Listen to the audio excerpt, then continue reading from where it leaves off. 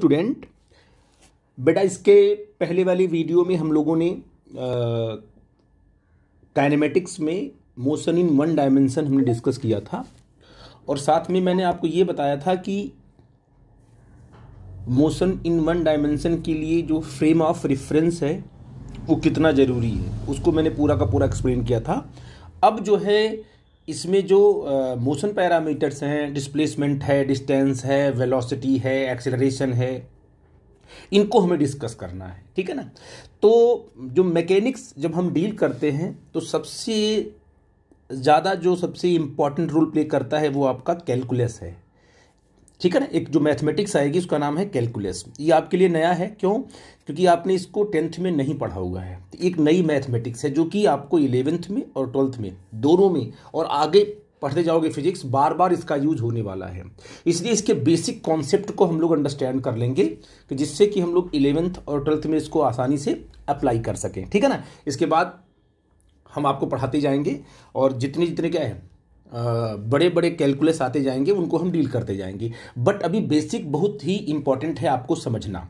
तो आज की जो टॉपिक है उसमें हमने क्या लिया कि कैलकुलस पढ़ेंगे। कैलकुलस क्या है? एक मैथमेटिकल टूल्स है। ठीक है ना। जो कि किसको डील, एक ऐसी मैथमेटिक्स जो कि वेरिएबल्स को डील करती है, रिलेशन को डील करती है, एक्सप्रेशन को भी डील कर लेती है। अच्छा, तो जैसे वेरिएबल्स, रिलेशन और एक्सप्रेशन की बात करते हैं, जैसे मान लो आपने कहा सर यहाँ लिखा है y equal to x plus 7। तो इसमें y और x क्या है? वेरिएबल है और इनमें एक बन गया रिलेशन बन गया। ठीक है ना। तो ऐसे रिलेशन को क्या है? कैलकुलस डील करती है। ठीक है ना। तो उसमें क्या डीलिंग करेगी वो? जैसे आपका y और x में रिलेशन है तो आपको ये देखना होता है कि अगर हम x को चेंज करते हैं तो x के अकॉर्डिंग जो है y कैसे चेंज हो रहा है कि नहीं है। जैसे मान लो एग्जांपल देते हैं कि y इक्वल टू मान लो आपका x है और यहाँ पर y equal to is equal to आपका x स्क्वायर है। ये दो आपके पास अलग अलग रिलेशन है, एक y इक्वल टू x है, एक y equal to x square है और दोनों वेरिएबल्स हैं। यहाँ पर जैसे आपने x को अगर चेंज किया आपने 2, तो y भी क्या हो जाएगा?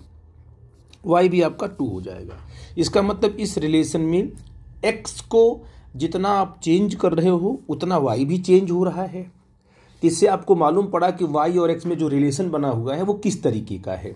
x को आपने चेंज किया तो जितना x को आपने चेंज किया उतना ही y क्या है? चेंज हुआ। तो एक टाइप का रिलेशन आ गया आपको कि एक्स वाई में क्या रिलेशन आप समझ गए।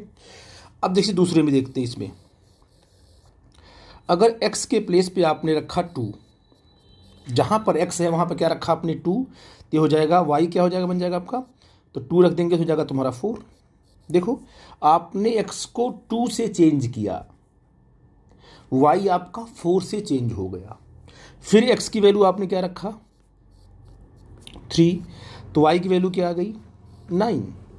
इसका इट मीन्स जैसे ही आपने यहाँ पर 3 रखा तो 3 3 जा 9, तो y कितना हो जाएगा आपका 9। तो यहाँ पर ये जो रिलेशन दिखा रहा है कि यहाँ पर जितना आप x को चेंज कर रहे हो उतना आपका y नहीं चेंज हो रहा है। लेकिन यहाँ एक है कि x के चेंज करने पर y क्या आपका चेंज हो रहा है, ये तो आपको दिख रहा है। तो ये ज़रूरी नहीं है जितना आप x को चेंज करो उतना ही y आपका चेंज हो, है ना। हो सकता है कि आपने x को चेंज किया 2 से और y किससे चेंज हो गया 4 से। ठीक है। तो इसका मतलब आपने ये देखा कि x के चेंज करने से y चेंज हो रहा है। इस चीज़ की जो जानकारी है ये हमें कैलकुलस से बड़ी आसानी से मिल जाएगी कि अगर मान लो एक रिलेशन है y और x में, तो x को आपने चेंज किया तो कितना आप x को चेंज करोगे उसके हिसाब से y क्या है चेंज होगा। ये कैलकुलस की हेल्प से हम निकाल सकते हैं। अब बहुत इंपॉर्टेंट चीज़ है क्योंकि पूरे फिजिक्स में आपको रिलेशन मिलेगा, फंक्शंस मिलेंगे। तो आपको ने कहा कि ठीक है सर ये तो बड़ी इंपॉर्टेंट चीज़ हो गई और आई थिंक कुछ कुछ कॉन्सेप्ट यहाँ आपका क्लियर हुआ है। ठीक है ना। इसको मैं और आगे बढ़ाऊंगा तो आपको और भी समझ में आएगा। ठीक है बेटा जी। तो ये तो हो गया तुम्हारा कैलकुलस, है ना। अब हम लोग देखते हैं कि वास्तव में जो कैलकुलस है वो 2 टाइप का होता है। जो हमने कैलकुलस लिया हुआ है, मान लो ये जो आपका कैलकुलस है इसको हमने 2 पार्ट में तोड़ा है। पहला पार्ट आपका आ जाएगा डिफरेंशिएशन। क्या आ जाएगा बेटा जी? ये आपका आ जाएगा डिफरेंशिएशन। और जो दूसरा आपका होगा वो होगा इंटीग्रेशन। इंटीग्रेशन, ठीक है ना। अब डिफरेंशिएशन की मीनिंग क्या होती है? सिंपल डिफरेंशिएशन की मीनिंग होती है कि हमें फिजिकल क्वांटिटीज को स्प्लिट करना होता है। जब किसी भी फिजिकल क्वांटिटीज को या किसी भी फंक्शन को क्या करते हैं हम लोग, स्प्लिट करते हैं, उसको छोटे छोटे पार्ट में तोड़ देते हैं, तो उसे क्या बोलते हैं? डिफरेंशिएशन। जैसे मान लो एक आपका पोटैटो है, सिंपल पोटैटो आपका है ना, एक पीस आपने पोटैटो लिया, इसको आपने छोटे छोटे पीस में ऐसे कट कर दिया है ना, छोटे छोटे पीस में आपने नाइफ से क्या इसको ऐसे कट कर दिया। देखो यार, ये अगर इसको आपने छोटे छोटे पीस में आपने कट कर दिया, ये इसमें जितने भी पीसेस हैं आपने सबको अलग अलग कर दिया, तो वास्तव में आपने क्या कर दिया? पूरे पोटैटो को डिफरेंशिएट कर दिया, छोटे छोटे पीस में कट करके आपने इसको बिखेर दिया, तो इसका क्या हो गया? डिफरेंशिएशन हो गया। आई थिंक मेरी बात आप समझ मैं क्या बोल रहा हूँ। और इन्हीं छोटे छोटे पीस को जब आप कलेक्ट करके इकट्ठा करके एक सिंगल पोटैटो बना देते हो, तो आपने क्या कहा कि हमने जो बिखरे हुए जो टुकड़े थे उनको हमने क्या किया? इकट्ठा करके एक बना दिया, तो वो इंटीग्रेशन प्रोसेस हो गया। तो डिफरेंशिएशन का मतलब छोटे छोटे पार्ट में तोड़ करके अलग कर देना, और इंटीग्रेशन का मतलब क्या हुआ? सारे पार्ट को जोड़ करके इकट्ठा कर देना। सिंपल तरीके का की बात बोल रहा हूं मैं, ठीक है ना। तो आप ये बोल सकते हो कि सर यहां पर जो आपका डिफरेंशिएशन है इसका मतलब होता है स्प्लिटिंग। क्या होता है बेटा जी? इसको बोलेंगे स्प्लिटिंग, ठीक है ना। और इंटीग्रेशन क्या करता है? सबको ऐड करके इकट्ठा कर देता है, तो इसको बोलेंगे ज्वाइनिंग। ये क्या करता है? ये ज्वाइन करेगा, ठीक है बेटा जी। ये आपका हो गया ज्वाइनिंग। तो इसको हम और आगे पढ़ेंगे एग्जांपल के साथ। तो डिफरेंशिएशन का सिंपल मतलब होता है स्प्लिटिंग, स्प्लिट कर देना, और इंटीग्रेशन का मतलब होता है ज्वाइन कर देना, ठीक है बेटा। अब बेटा मेरा अगला कॉन्सेप्ट आपका आएगा फंक्शन, ठीक है ना। तो मैंने आपसे ये बोला कि भाई सिंपल मैंने जो आपको एग्जांपल दिया था कि पोटैटो को आपने छोटे छोटे टुकड़े में तोड़ करके आपने बिखेर दिया, तो आपने कहा कि पोटैटो का डिफरेंशिएशन हो गया, ठीक है ना। ये आपको समझाने के लिए था कि आप डिफरेंशिएशन और इंटीग्रेशन की मीनिंग को समझो। लेकिन वास्तव में जब हम लोग फिजिक्स में इसको यूज करते हैं तो हम लोग फंक्शन को डिफरेंशिएट करते हैं और फंक्शन को ही क्या करते हैं? इंटीग्रेट करते हैं, है ना। तो डिफरेंशिएट करने की मीनिंग क्या है वो मैं आपको समझाया था पोटैटो का एग्जाम्पल दे करके।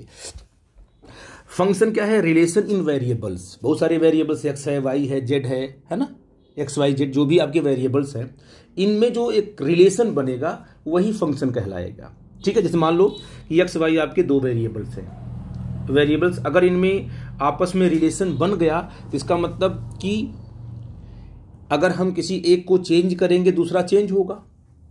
रिलेशन का मतलब क्या हुआ कि दो लोगों में जब आपस में रिलेशन बनता है, ठीक है ना, कोई रिलेशन बना तो एक में कुछ चेंजेज आए तो पक्का है कि दूसरे में भी चेंज आएगा ही आएगा। वैसे यहां पर देखो मैंने एग्जांपल दिया है कि y = 2x + 8। तो ये बताइए क्या है? ये एक रिलेशन है, y और x में क्या एक रिलेशन है, तो ये क्या कहलाएगा? फंक्शन कहलाएगा। और किस तरीके से इसको बोलेंगे वो भी मैं आपको बताता हूं। तो आप बताओ y = क्या है? 2x + 8। यहां पर y = क्या है? x³ + 3x² + 2x + 1। इसका मतलब यहां पर x और y में एक रिलेशन है, यहां भी x y और एक में रिलेशन है। दो मैंने एग्जांपल दिए आपको, ठीक है। अब यहां पर अगर हमने x को चेंज किया, x की वैल्यू कुछ भी आप ले सकते हो, यहां पर हमने अगर x को चेंज किया तो उसी के अकॉर्डिंग y भी चेंज होगा। जैसे मान लीजिए आपने x को यहां पर 1 रखा तो ये जाएगा तुम्हारा 10, तो y क्या बन जाएगा? 10 बन जाएगा। अगर x को यहां पर क्या रखा आपने? 2 रखा, तो यहां हो जाएगा 2 × 2 = 4, तो हो जाएगा y = आपका 12 हो जाएगा। इसका मतलब आप x को चेंज कर रहे हो तो y भी क्या हो रहा है? चेंज हो रहा है। एक बन गया रिलेशन। तो यहां बोलेंगे कि y is the function of x, क्योंकि x को चेंज करने पर ही y क्या हो रहा है? चेंज हो रहा है। तो y किसका फंक्शन है? किस पर डिपेंड कर रहा है? y x पर डिपेंड कर रहा है। यहां आप बोल सकते हो क्या कि sir y is the function of x, ऐसे लिखते हैं।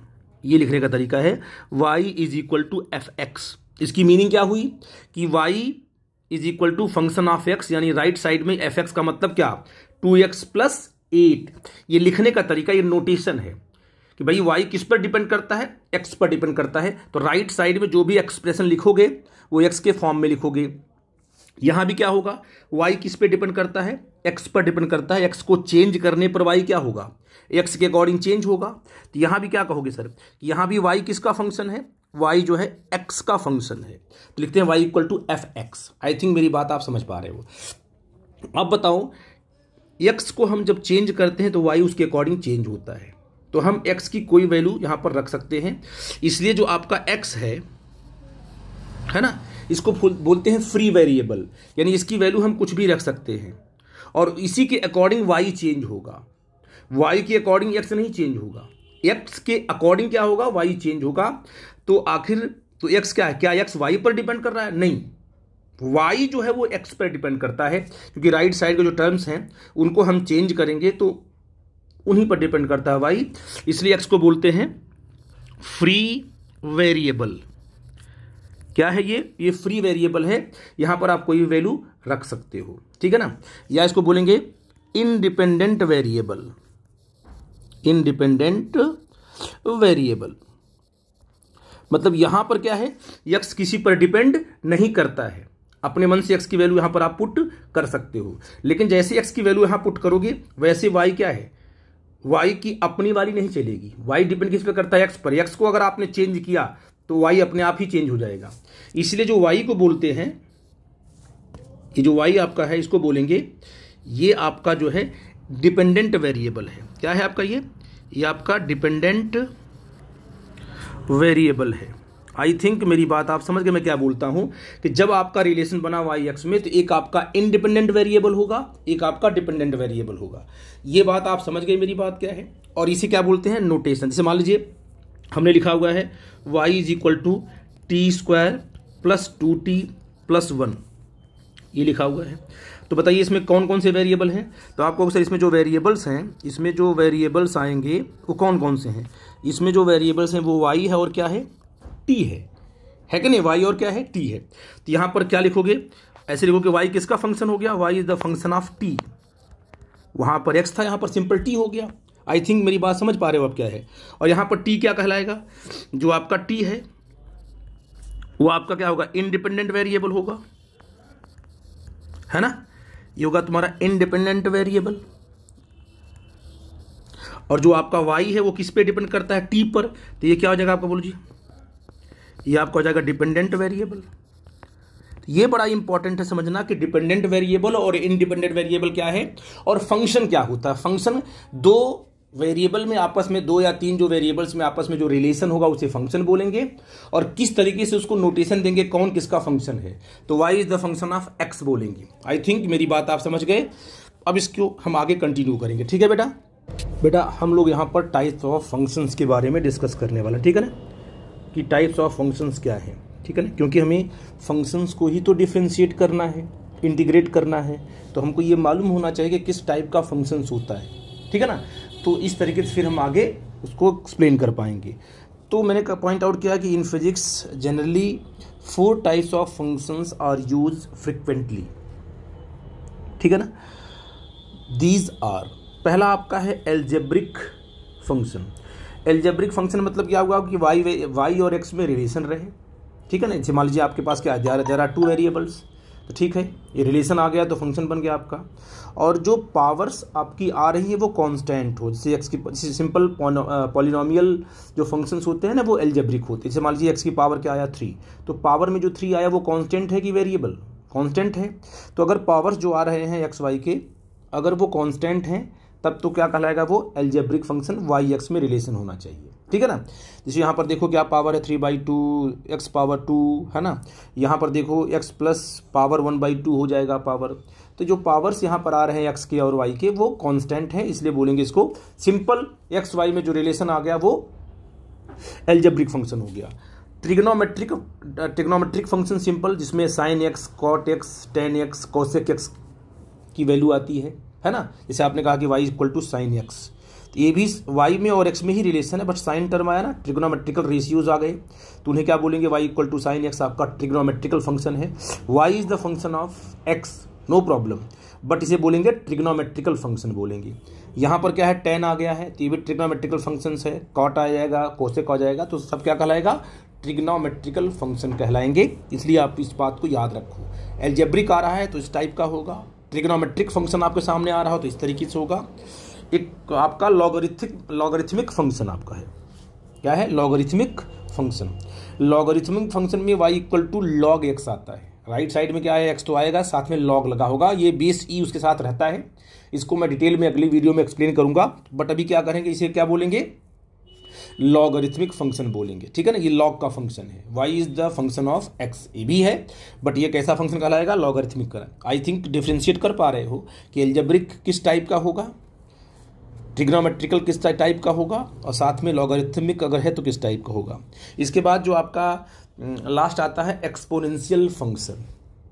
एक्सपोनेंशियल फंक्शन में y x में ही रिलेशन है, बट जो पावर आ रही है वो वेरिएबल होना चाहिए। y is equal to 5 power x, यहाँ पर पावर क्या है, वेरिएबल है कि कांस्टेंट, आपने कहा वेरिएबल है, इसलिए क्या कहलाएगा, ये कहलाएगा एक्सपोनेंशियल फंक्शन। ये एल्जेब्रिक नहीं कहलाएगा। एल्जेब्रिक में पावर क्या होनी चाहिए, कांस्टेंट होनी चाहिए, जो मैं यहाँ पर आपको पॉइंट आउट किया हूँ। जैसे y इज इक्वल टू ई क्या है, एक्सपोनेंशियल है, ई क्या है, बार बार यूज होगा, ई हम बताएंगे आगे चल करके, एक्सपोनेंशियल एक नंबर है, ई क्या एक नंबर है। तो y is equal to e power 5x, तो पावर पे कितना आया, पावर पे आया 5x आया, यानी x है ना पावर में, तो ये भी क्या कहलाएगा, एक्सपोनेंशियल फंक्शन।